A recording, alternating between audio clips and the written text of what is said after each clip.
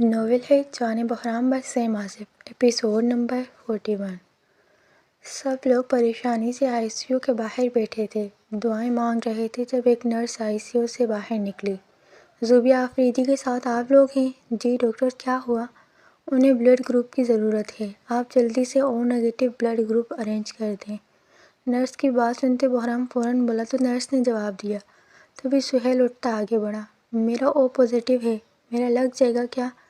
نہیں سر، اس وقت ہم انہیں کوئی اور بلڈ گروپ لگا کر رسک نہیں لے سکتے، آپ او نیگیٹو ہی ارینج کریں۔ سہیل کی بات سنتے نرس فوراً بولے اور وہاں سے چلی گئی۔ ہم سے کسی کے جاننے والے میں کیا او نیگیٹو بلڈ گروپ ہے کیا؟ سہیل کی بات سنتے بحران سلان زرخان نے نفی میں سر ہلایا۔ صفا تمہارا کیا ہے blood group? A B positive. Zarkhan کی بات سنتے صفا فوراً بولی تو سب لوگ خاموش ہوئے۔ میرے بیٹے کا ہے او نیگیٹو۔ ابھی سب لوگ سوچ رہے تھے کہ اچانک روبینہ بولی، جس پر سب لوگ روبینہ کی طرف متوجہ ہوئے۔ پھپھو آرین کا او نیگیٹو ہے؟ نہیں، آرین کا نہیں، میرے دوسرے بیٹے کا او نیگیٹو ہے۔ دوسرا بیٹا؟ سہیل کے سوال پر روبینہ فوراً بولی تو بحران نے پریشانی سے سوال کیا۔ ہاں، آرین کا جڑواں بھائی عالیان، اس کا او نیگیٹو ہے، مگر میں نہیں جانتی وہ اس وقت پاکستان میں ہے یا نہیں۔ تو آپ فون کر کے پوچھ لیں اس سے۔ روبینہ کی بات پر تالیہ فوراً بولی تو روبینہ نے سر جھکایا۔ میرے دونوں بیٹوں کی آپس میں نہیں بنتی ہے، عالیان آرین کا الٹا ہے بالکل، وہ بس سال میں مجھے ایک بار ملتا ہے، وہ بھی میری برتھ ڈے پر۔ میں جہاں بھی ہوں وہ مجھے برتھ ڈے وش کرنے آ جاتا ہے۔ آج تک میرا کوئی ایسا برتھ ڈے نہیں ہے جو آرین نے یاد رکھتے مجھے وش کیا ہو، اور میرا ایسا کوئی برتھ ڈے نہیں ہے جو عالیان بھول گیا ہو۔ اس کے علاوہ میری اس سے نہ بات ہوتی ہے نہ وہ ملتا ہے۔ بس اس نے کہا ہے کہ جس برتھ ڈے میں آپ کے پاس نہ ہو تو سمجھ جانا کہ میں اب اس دنیا میں نہیں ہوں۔ آپ کی برتھ ڈے کب آتی ہے؟ روبینہ کی بات سنتے مرجان آگے بڑھتی بولی، 22 مئی، یعنی کہ 2 دن بعد آپ کی برتھ ڈے ہے۔ روبینہ کی بات سنتے مروہ فوراً بولی تو روبینہ نے ہاں میں سر ہلایا۔ تبھی زوبیہ کا ڈاکٹر باہر آیا۔ مسٹر سہیل، آپ نے او نیگیٹو بلڈ ارینج کر لیا ہے؟ نہیں ڈاکٹر، ہمارے جاننے والے میں سے کسی کا بھی او نیگیٹو بلڈ نہیں ہے، میں پتہ کر رہا ہوں بلڈ کا۔ ٹھیک ہے، آپ پتہ کرتے رہیں، میرے ایک دوست ہیں، ان کا بلڈ گروپ او نیگیٹو ہے، میں آج فی الحال ان سے بلڈ لے لیتا ہوں، اس کے بعد آپ کے پاس 2 دن ہوں گے، اس میں بلڈ ارینج کر لینا آپ، کیونکہ پھر ہم انہیں 2 دن بعد بلڈ لگانا ہوگا۔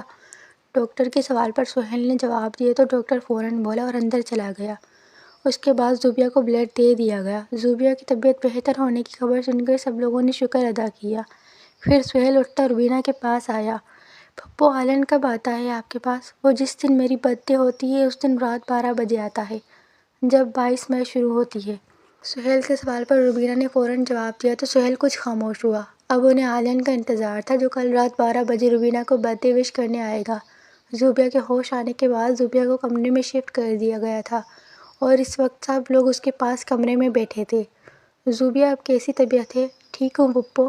زرمینہ بیگم کے سوال پر زوبیہ فوراً بولی تبھی سہیل اندر آیا جو ڈاکٹر کے پاس گیا تھا۔ کیسی ہیں اب آپ پاپی؟ ٹھیک ہوں سہیل، فکر مت کرو۔ سہیل کے سوال پر زوبیہ فوراً بولی تو سہیل نے زوبیہ کو اپنے سینے سے لگایا۔ تبھی ایک نرس اندر آئی۔ ملنے کا ٹائم ختم ہو گیا ہے، آپ سب لوگ گھر چلے جائیں، اب اگر آپ کی ضرورت پڑی تو آپ کو بلا لیں گے۔ نرس کی بات سنتے سب لوگ باری باری زوبیہ سے ملتے کمرے سے نکل گئے، جبکہ پیچھے نرس نے زوبیہ کو نیند کی دوائی دیتے سلا دیا۔ سب لوگ ہاسپٹل سے سیدھا بحران ولا پہنچ گئے تھے۔ آج کسی نے بھی لاؤنج میں بیٹھ کر باتیں نہیں کی تھی، بلکہ سب لوگ خاموشی سے اپنے اپنے کمروں میں سونے چلے گئے تھے۔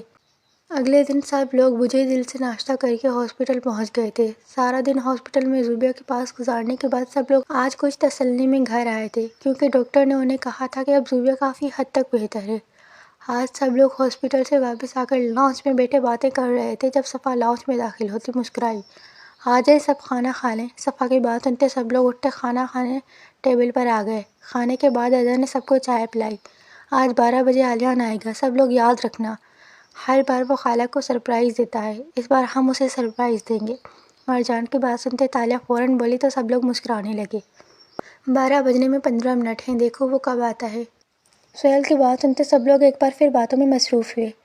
رات کے 12 بج چکے تھے، ابھی عالیان نہیں آیا تھا اور اس بات پر سب لوگ پریشان ہونے لگے تھے۔ جب اچانک آسمان میں آتش بازی شروع ہوئی تو سب لوگ پریشانی سے بحران ولا کے پورچ میں آئے۔ آسمان میں آتش بازی ہوتی دیکھ کر سب لوگ حیران ہوئے، جبکہ روبینہ نے مسکراتے ادھر ادھر دیکھا۔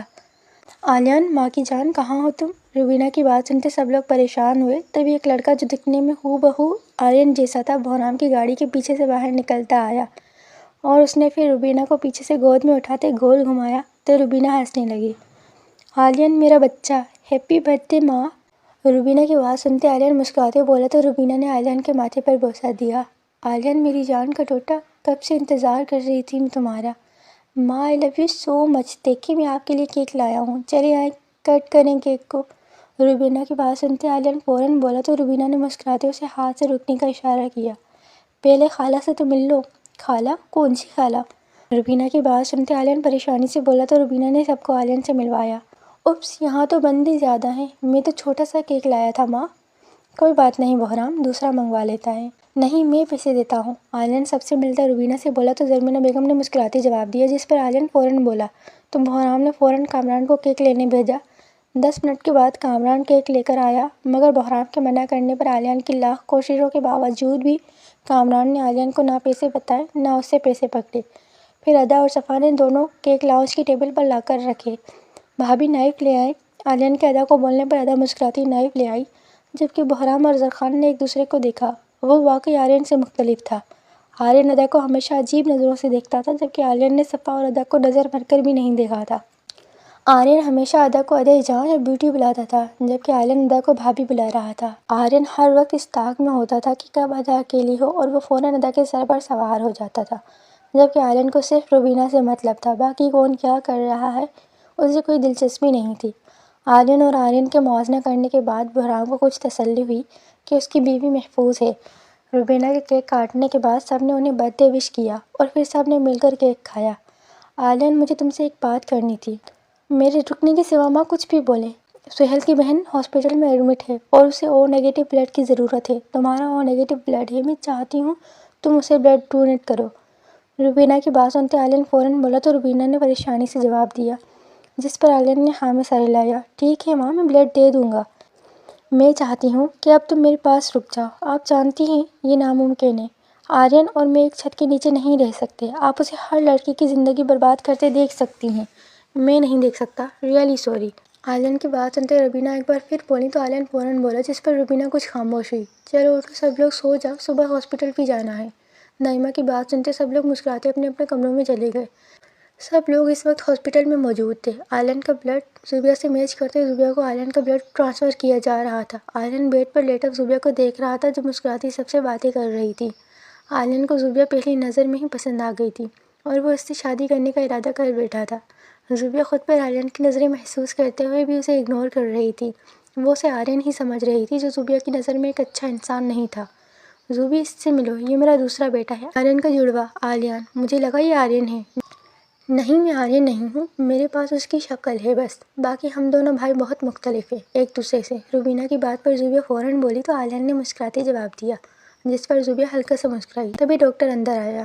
ہمیں زوبیہ کا چیک اپ کرنا ہے، آپ لوگ پلیز باہر ویٹ کریں۔ ڈاکٹر کی بات سنتے سب لوگ باہر نکل گئے۔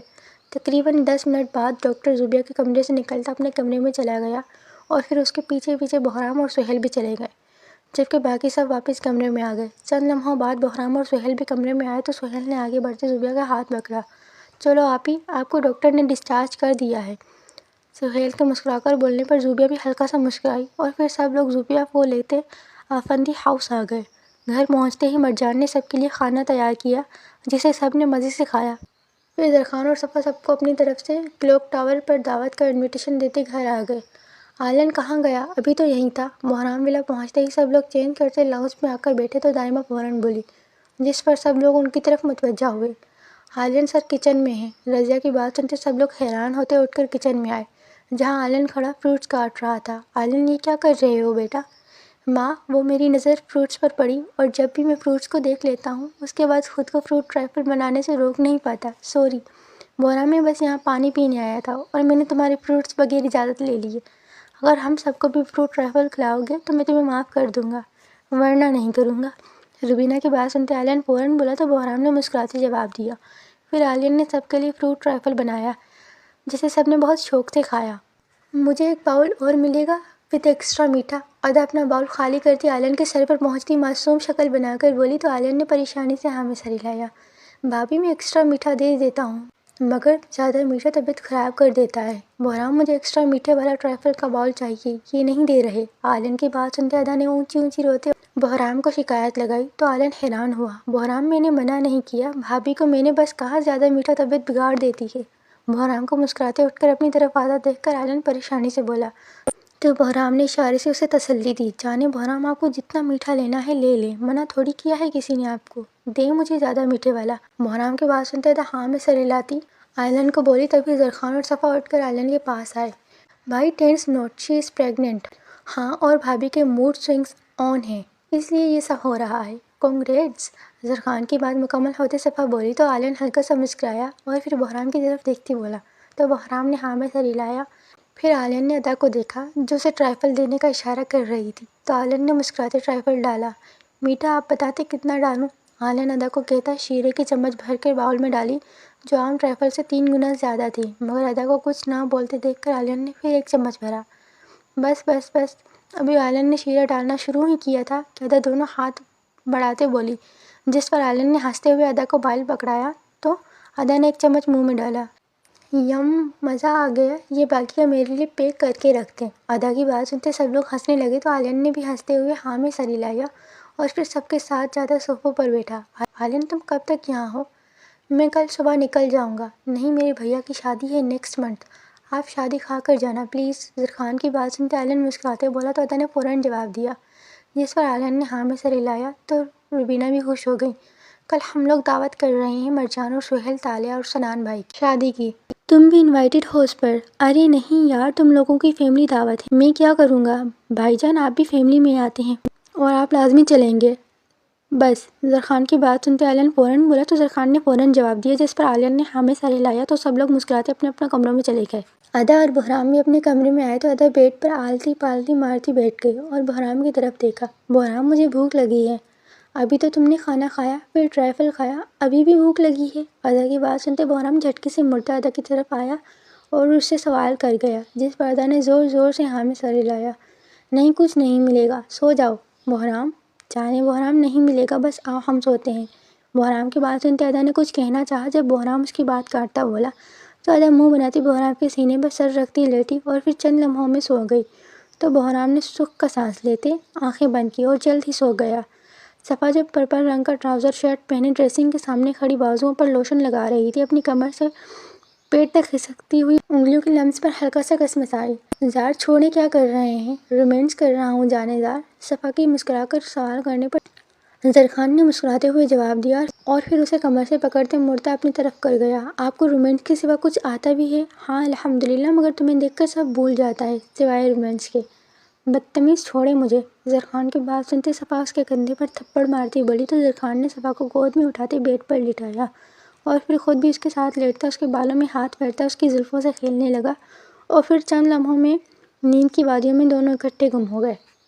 آج زرخان اور صفا نے کلاک ٹاور میں شادی کی دعوت کی تھی جس میں سب لوگ شامل تھے۔ عادل کی فیملی بھی کراچی پہنچ چکی تھی کیونکہ دعوت میں زرخان نے انہیں بھی بلایا تھا اور اس بہانے وہ زوبیہ کا حال حوال بھی جاننا چاہتے تھے۔ سب لوگ ٹائم سے کلاک ٹاور ڈیفینس پہنچ چکے تھے۔ زرخان نے سب کو بفے ڈنر پر انوائٹ کیا تھا اور اب سب کے آنے کے بعد ڈنر شروع ہو چکا تھا۔ سب لوگ کھانے میں مصروف تھے جب اچانک صفا چکراتی زمین پر گرنے لگی تو پاس کھڑے آلن نے اسے سہارا دیتے گرنے سے بچایا، جبکہ زرخان جو کھڑا تالیہ سے کچھ بات کر رہا تھا صفا کی طبیعت بگڑتے دیکھ کر ایک ہی جست میں اس تک پہنچ گیا۔ تھینکس آلن، کیا ہوا ڈارلنگ، تم ٹھیک ہو؟ زرخان پہلی بات آلن کو جبکہ دوسری بات صفا کو دیکھتے بولا، جس پر صفا نے کوئی جواب نہ دیا۔ میں پانی لاتا ہوں۔ آلن زرخان سے بولتا پانی لینے چلا گیا اور پھر چند پل بعد پانی کا گلاس لا کر صفا کو دیا۔ زار، مجھے بہت چکر آ رہے ہیں، وومن بھی آ رہی ہے، چلو ہم ہاسپٹل چلتے ہیں صفا جان۔ صفا کی بات سنتے زرخان فوراً بولا اور پھر صفا کو لیتا باہر نکلا تو تالیہ بھی اس کے ساتھ ساتھ باہر آئی اور پھر وہ لوگ سیدھا ہاسپٹل پہنچے جہاں صفا کو ڈرپس لگا کر ڈاکٹر نے اس کی طبیعت ٹھیک کی اور پھر صفا کے کمرے سے باہر آئی۔ کنگریچولیشنز، شی از پریگننٹ۔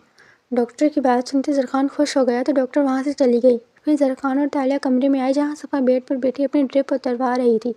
زرخان صفا کو دیکھتا ایک ہی جست میں اس تک پہنچا اور پھر بنا تالیہ اور نرس کی پرواہ کیے صفا کے ہونٹوں پر جھکا تو صفا کو اپنا سانس بند ہوتا محسوس ہوا، جبکہ زرخان کی اس حرکت پر جہاں تالیہ نے کہکا لگایا وہیں نرس فوراً کمرے سے باہر نکلی۔ آج شاید زرخان صفا کو بخشنے کا ارادہ نہیں رکھتا تھا، اس لیے صفا کی حالت کیئر ہوتے دیکھ کر بھی اس سے دور نہ ہوا تو صفا نے اس کے بازو پر زور زور سے ہاتھ مارا، جس سے زرخان کو اپنی صفا ڈارلنگ پر کچھ ترس آیا تو وہ اس سے دور ہو گیا۔ صفا اپنے سینے پر ہاتھ رکھ کے لمبی لمبی سانس لینے لگی، جبکہ زرخان کو خوشی میں ایک بار پھر اپنے قریب آتا دیکھ کر صفا بھاگ کر تالیہ کے پیچھے چھپی۔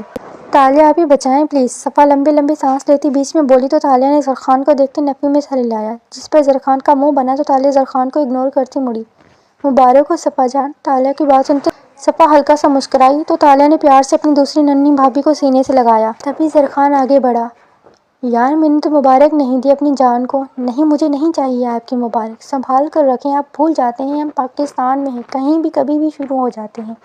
زرخان کی بات سنتے صفا غصے سے بولی تو تالیہ نے اپنی ہنسی دبائی، جبکہ زرخان مسکراتا آگے بڑھا اور پھر صفا کو اپنے حصار میں لیتا کمرے سے باہر نکلتا سیدھا جا کر گاڑی میں بیٹھا۔ تالیہ بھی ان کے ساتھ ساتھ گاڑی میں بیٹھی اور پھر وہ تینوں ہی سیدھا بہرام ولا پہنچے۔ بہرام انہیں فون پر بتا چکا تھا کہ وہ لوگ گھر واپس آ چکے ہیں، اس لیے زرخان بھی سیدھا گھر واپس آیا۔ زرخان، تالیہ اور صفا جیسے ہی لاؤنج میں داخل ہوئے تو سب نے پریشانی سے صفا کا حال احوال پوچھا، جس پر زرخان نے اعلان کرنے کے انداز میں بتایا کہ صفا پریگننٹ ہے۔ یہ خوشخبری سن کر سب لوگ ہی خوش ہوتے صفا اور زرخان کو مبارک باد دینے لگے اور پھر چند لمحوں بعد اٹھ کر اپنے اپنے کمروں میں سونے کی غرض سے چلے گئے۔